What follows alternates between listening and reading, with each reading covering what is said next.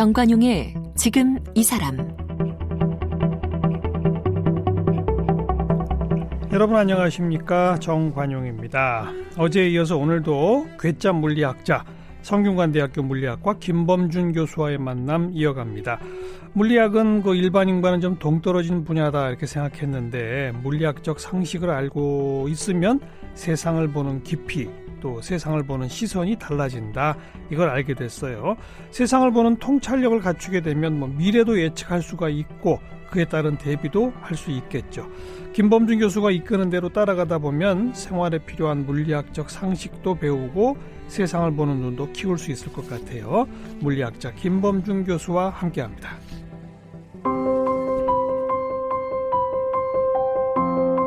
김범준 교수는 서울대학교 물리학과를 졸업했고 같은 대학교 대학원에서 물리학으로 석사와 박사학위를 받았습니다. 이후 스웨덴 우메오 대학교 포스닥을 거쳐 조교수를 지냈고 아주대학교에서 교수를 역임했습니다. 현재는 성균관대학교 물리학과 교수로 재직 중입니다. 잘 모르는데 잘 알고 싶다면 무작정 강의를 개설하고 볼 일이다 라는 은사님 조언을 따라 일상의 궁금증과 관련된 과목을 개설해 통계 물리학자의 시선으로 강의하고 있습니다. 흥미로운 연구로는 확률로 본 윷놀이 필승 전략, 혈액형과 성격의 상관관계, 사람의 체질량 지수와 직립보행의 관계 등이 있습니다. 2006년에는 한국물리학회에서 수여하는 용봉상을 받았습니다. 변화를 꿈꾸는 과학기술인 네트워크 이사, 한국물리학회 대중화 특별위원회 위원으로 활동 중입니다. 지금까지 180편의 논문을 발표했으며 쓴 책으로는 세상 물정의 물리학, 관계의 과학이 있습니다. 성균관대학교 물리학과 김범준 교수 아주 재미난 연구를 많이 하셨던데 윷놀이에서 이기는 방법? 어떻게 하면 이길 수 있어요? 윷놀이? 먼저 정답만 알려드리자면 가위바위보를 잘 하셔야 됩니다. 왜요? 제가 분석을 했던 방법은 윷놀이의 그 말을 사용하는 전략에서 업을 수 있는 것과 잡을 수 있는 상황이 동시에 가능할 때는 업는 것보다는 상대의 말을 잡는 것이 유리하다라는 것을 이제 굉장히 많은 컴퓨터 시뮬레이션을 통해서 먼저 보일 수 있었는데요. 근데 사실 해보니까 그렇게 큰 차이가 나진 않아요.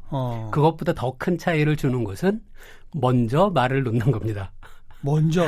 예, 그래서 가위바위보를 잘 하셔서. 보통 먼저 하면 뒤에서 던지는 사람이 자꾸 쫓아와서 잡기 때문에 잡힐 위험이 높아서 가급적 뒤에 하려고 하지 않나요? 그런데 그 수억 번의 컴퓨터 계산을 해보니까 그 지금 생각하신 것과는 달리 먼저 그 윷을 던져서 말을 놓기 시작하는 팀이 승률이 조금 더 높다는 것은 그 결론을 얻을 수 있었어요. 그래요? 한편 그것보다 없느냐 잡느냐 중에 잡는 것을 없는 것보다 더 선호해라라는 전략은 그 두 가지 차이가 그렇게 명확하지는 않았습니다. 있긴 있지만. 그러나 먼저 중요한 건 가위바위보를 이겨서 먼저 하시고 그다음에 잡을까 업을까 두 가지 상황이 가능할 땐 먼저 잡으십시오. 이게 조금 더 높은 승률을 얻는 방법입니다. 이런 연구는 왜 하셨어요?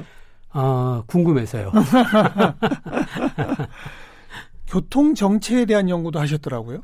교통정체에 대한 연구는 이거는 제가 논문을 썼던 연구였는데요.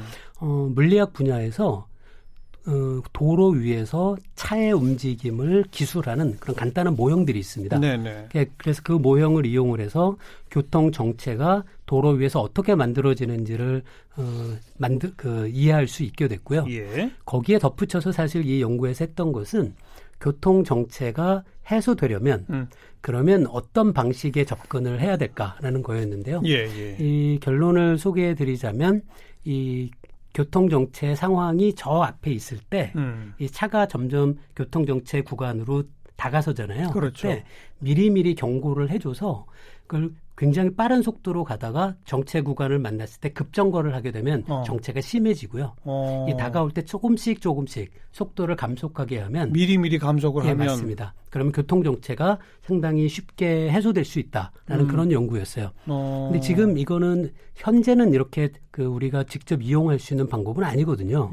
뭐 예를 들어 몇 킬로미터 앞에 교통정체가 있는지를 모르죠. 지금 운전자가 판단할 수는 없으니까요. 그러니까요. 저와 그 공동 연구자의 입장은 이제 시간이 지나면 이제 그 커넥티드 카라는 개념이 있잖아요. 차들이 이제 현재 위치에 앞과 뒤에 있는 차들과 자동으로 정보를 교환하는 그렇죠. 그런 미래에선 예. 제가 그 제안했던 이 방법이 도입될 수 있는 여지가 있다고 생각해요. 자율주행 무인 자동차 시대가 오면 맞습니다. 교통정체는 없겠죠? 완전히 없을 수는 없는데요. 지금보다는 똑같은 도로 상황에서 더 많은 차가 그 이동할 수 있는 것은 분명합니다. 그렇죠. 네. 또 흥미로운 연구가 혈액형과 성격의 상관관계에 대해서 연구하셨는데 예. 이건 관계 없는 거 아니에요? 관계 없습니다. 그죠? 정확히 답을 알고 계시는데요. 예. 이 연구를 하게 된 이유가 저와 제 아내가 집에서 저녁 먹으면서 얘기를 하다가 약간의 말다툼이 있었던 것 같아요. 그랬더니 제 아내가 저에게 혈액형이 A형이니까 성격이 이렇게 그 모양이지 그러더라고요.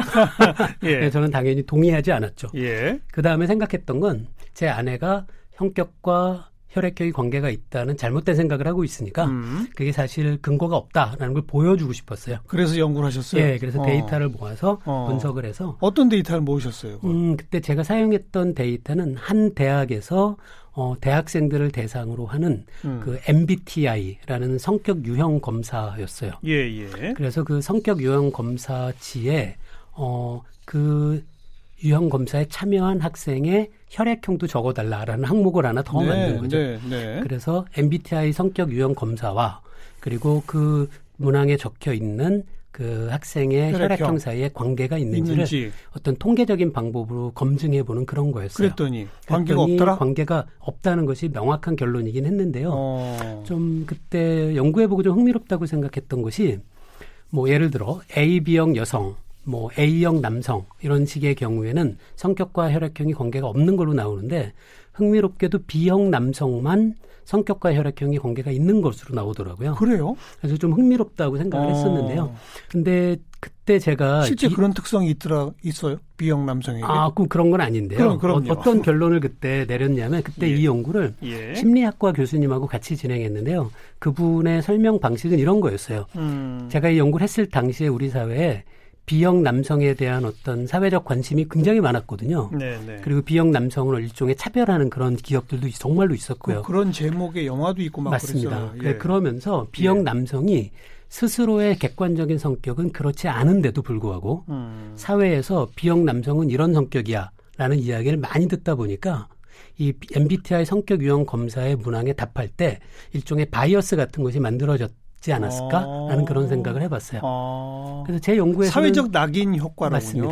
그래서 B형 남성이 그래서 어떻게 보면 당시 진행됐던 우리 사회의 B형 남성 담론의 피해자가 아닐까 그런 생각을 할 수 있었던 거죠. 근데 제 연구 말고 다른 연구도 있는데요. 다른 그 심리학 그 교수님 했던 다른 연구에 의해선 그 연구에 따르면 거기서는 B형 남성조차도 관계가 없게 나옵니다.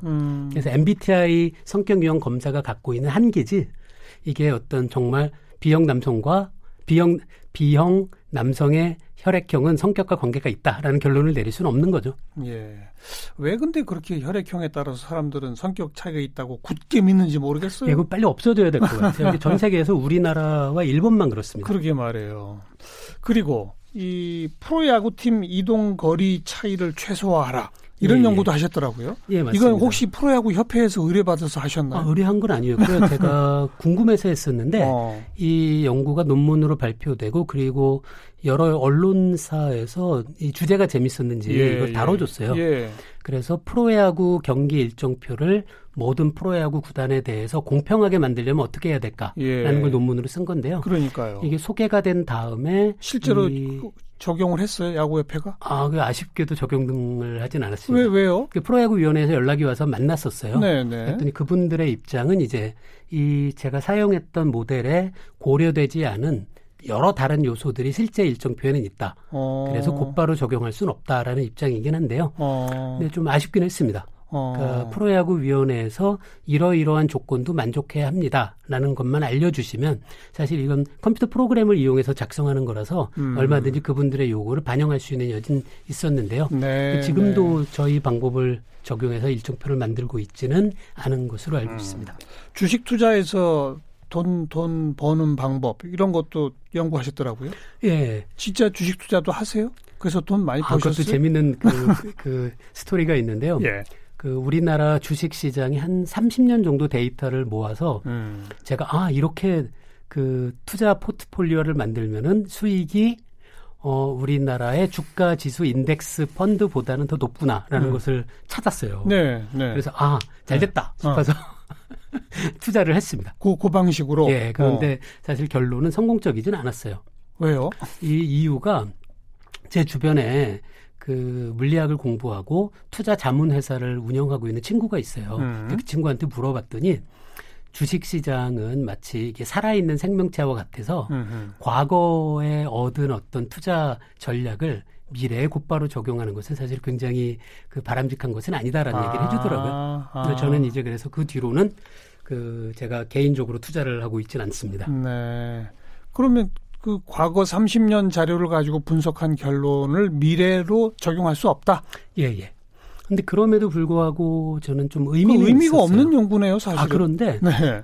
이걸 그 많은 분들이 오해하시기도 하는데요. 예. 이 통계 물리학자들이 주식 시장에 대한 연구를 할 때는 사실은 주식 시장의 어떤 통계적인 특성을 이해하는 것이 주 목적이고요. 돈을 벌려고 하는 것은 사실 아닌데요.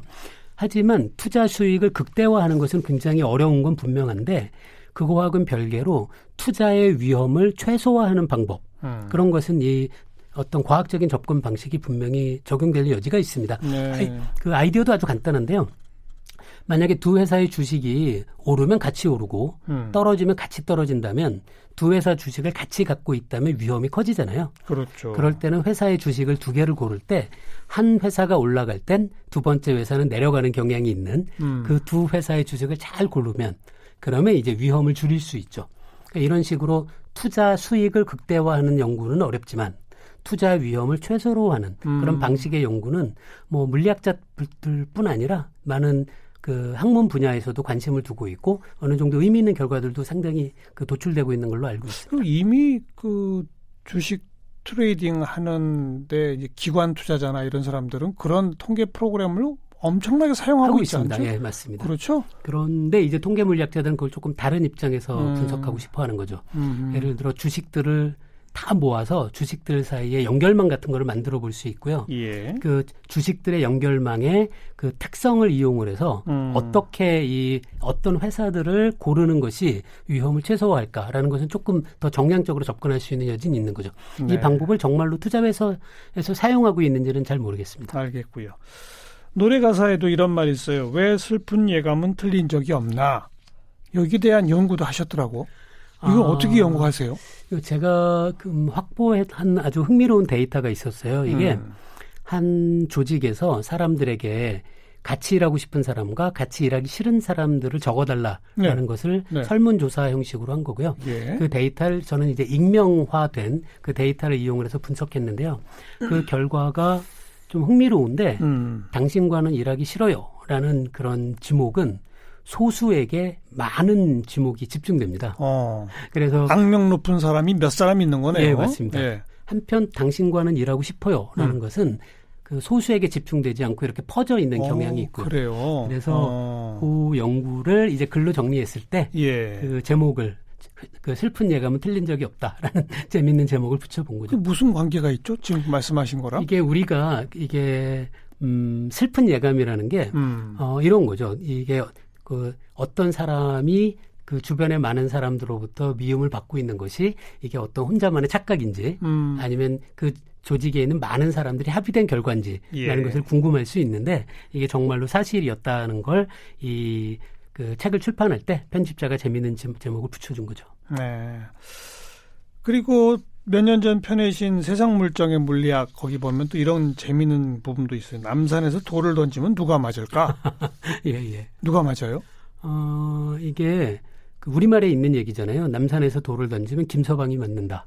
김 씨가 제일 많으니까. 예, 김 씨가 제일 많기 때문인 건데요. 예. 그래서 그 남산에서 돌을 던지면 누가 맞을까라는 제목으로 우리나라의 성씨의 분포 같은 것을 분석해본 그런 논문을 쓴 적이 있습니다. 네, 그거를 갖고 이제 그 글을 썼는데요. 성씨 분포가 우리 김, 이, 박, 최, 정 이렇게 가잖아요. 예. 근데 우리나라가 이제 그 다른 나라의 성씨 분포와는 아주 독특한 분포를 가져요. 그래서 그게 다른 나라와 어떤 면에서 다른지. 어떤 차이가 있어요? 우리나라는 이게 그 성씨 분포의 그 확률 분포 함수의 꼴 자체가 다르다라고 이야기를 하는데요. 이게 좀 쉽게 말씀드리자면 바로 그거죠. 우리나라는 아주 큰 거대 성씨를 갖는 아주 많은 사람들이 존재하고요.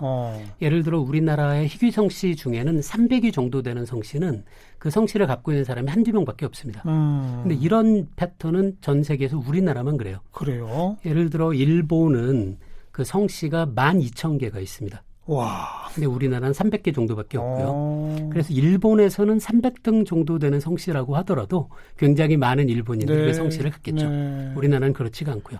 이런 패턴은 우리나라만 그렇습니다. 그러니까 소수의 성에 집중되어 있는 맞습니다. 정도가 우리나라만 유독 그렇더라. 우리나라가 아주 유일한 나라고요.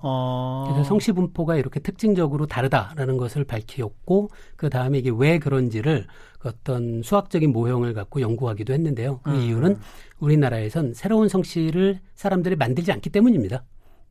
그렇죠. 그래서 한번 만들어진 성씨는 계속 유지가 되고요. 맞아요. 그런데 일본이나 뭐 유럽 같은 나라들에선 자기가 끊임없이 성씨를 만드는군요. 맞습니다. 그게 가능한 거죠. 그 차이 때문에 이렇게 특징적인 성씨 분포의 차이가 만들어진다는 것을 수학적으로 보일 수 있어서 그걸 논문으로 출판한 적이 있습니다. 네. 영자의 전성시대 굳세어라 금수나 이건 뭡니까? 이거는 영자의 전성시대라는 것이 영자라는 이름이 언제 가장 많이 쓰였을까라는 그런 표현이었어요. 그래서 우리나라에서 자로 끝나는 여성 이름은 1940년대부터 급격히 늘기 시작하는데요. 이게 아마 아시겠지만 일본식 이름입니다. 그렇죠. 그래서 일본의 창씨 개명의 효과로 그 자로 끝나는 여성 이름이 급격히 늘어나고요. 그래서 영자의 전성시대라는 것이 영자라는 이름이 그 영화의 제목이기도 하잖아요. 연자의 전성시대라는 제목이 있었죠. 예, 맞습니다. 그 영화가 뭐 60년대쯤으로 기억하는데요. 40년대 초에 그 태어난 영자라는 이름을 갖고 있는 분이 젊은 나이인 60년대쯤이 아마 정말로 영자라는 이름이 많은 그 젊은 여성들이 갖고 있었던 시기였겠죠. 금순이는요? 금순이는? 그거는 그 전이었던 것 같습니다. 그래서 그때 이런 그 우리나라 여성의 이름이 그 유행의 패턴 같은 것이 어떻게 그 드러나고 그리고 유행의 패턴이 얼마나 지속되고 그런 것을 좀 살펴본 그런 연구였던 거죠. 네. 뭔가 이렇게 통계적으로 접근할 만한 대상은 전부 다 이렇게 연구 대상이 될 수 있군요. 맞습니다. 호기심을 다 가지시는군요, 거기에 대해서. 네, 감사합니다. 저는 이렇게 그 숫자로 표현될 수 있는 데이터에 관심이 많고요. 그게 한 사람의 데이터라기보다는 여러 사람들의 데이터를 모아서 전체의 어떤 특성 같은 것을 살펴보는 그런 연구들이 저는 재밌더라고요. 예. 그래서 그냥 한마디로 규정하면 물리학적 시선이란 뭡니까?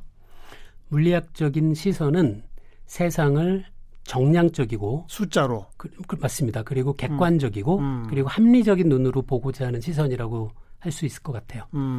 제가 물리학의 시선을 이용해서 사회 현상을 연구하지만 그렇다고 해서 뭐 뉴턴의 운동 법칙을 갖고 사람들의 움직임을 설명하는 그런 건 아닌데요. 네. 하지만 제가 사용하고 있는 방법의 상당한 부분은 이제 물리학적인 사고 방식이 스며들어 있는 그런 연구라고 생각합니다. 그래서 이번에 내신 책은 관계의 과학인데 한마디로 관계는 그럼 뭐라고 말할 수 있어요?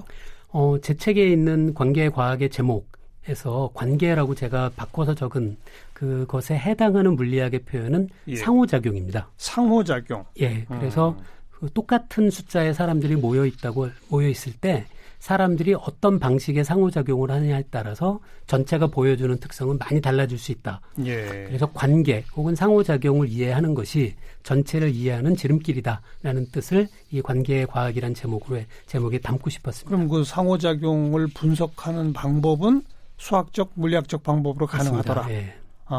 모든 게 가능한 건 아니고요. 그 사람들이 맺고 있는 실제 사회관계의 일부분은 이런 정량적인 접근 방식이 가능하지 않을까라는 어떤 바람인 거죠. 이걸 일반 청취자분들이 좀 응용할 수 있나요? 자기 일상생활에서?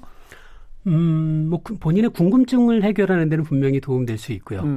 예를 들어 내가 가장 친한 친구라고 생각하는 친구가 있는데 내가 전화할 때가 많은지 그 친구가 전화할 때가 많은지를 분석하면 이 관계가 얼만큼 비대칭성인지를 정량적으로 측정할 수도 있겠죠. 이건 좀 농담 있긴 한데요. 하지만 이런 그 사람들 사이에 어떤 관계를 맺고 있는지가 예. 저는 우리 사회가 어떻게 변하는지를 이해하기 위해서 굉장히 중요한 그런 요소라는 생각을 하고 있는 거죠. 그러면 당장 전화기를 켜서 친구한테 내가 전화를 건 횟수와 예. 그 친구가 나한테 전화를 한 횟수를 비교해 보면 예. 누가 더 종속적인지 예. 이런 게 드러난다. 그럴 수도 있겠죠. 예. 근데 그걸 반드시 뭐 종속적이라고 말할 수 있나요? 그럴 필요는 없습니다. 예, 그렇죠. 그래서 또 종속적이라기보단 과학자는 이럴 땐 비대칭성이라고 좀 중립적인 용어를 쓰는 거죠.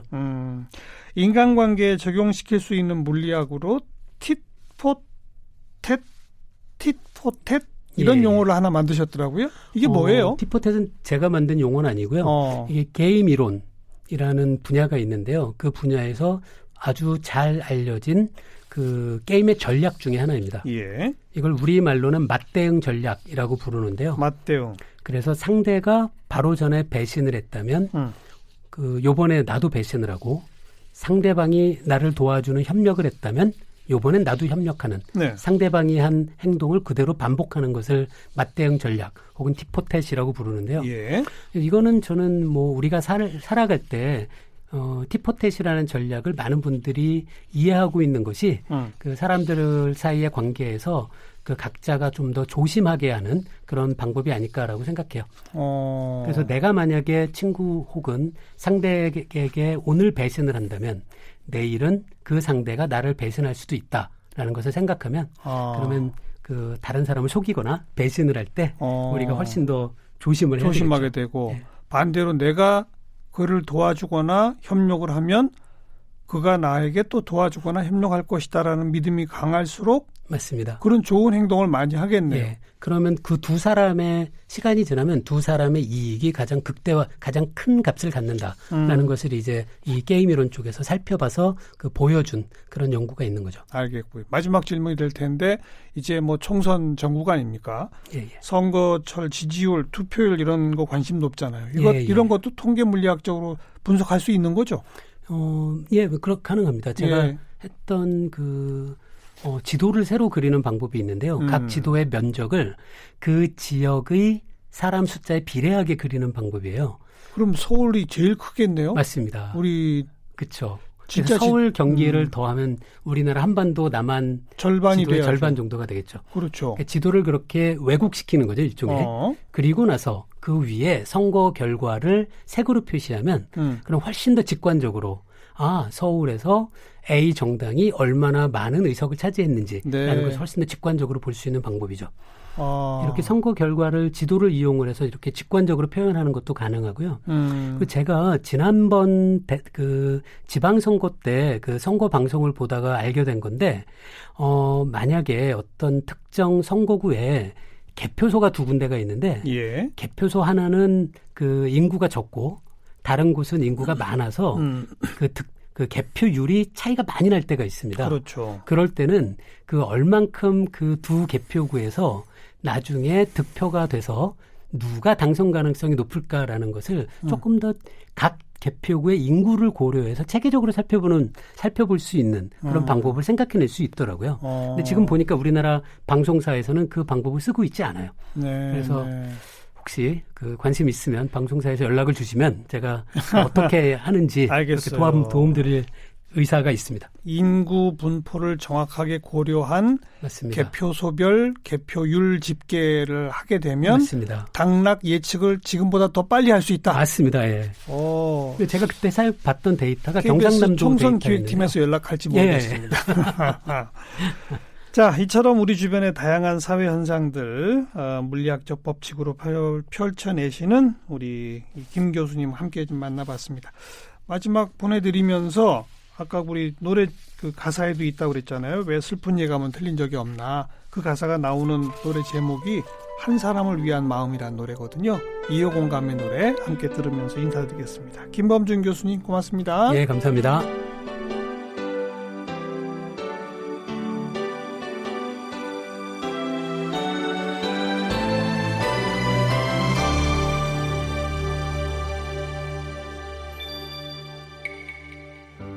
힘들게 보낸 나의 하루 짧은 입맞춤을 해주던 사람 언젠간 서로가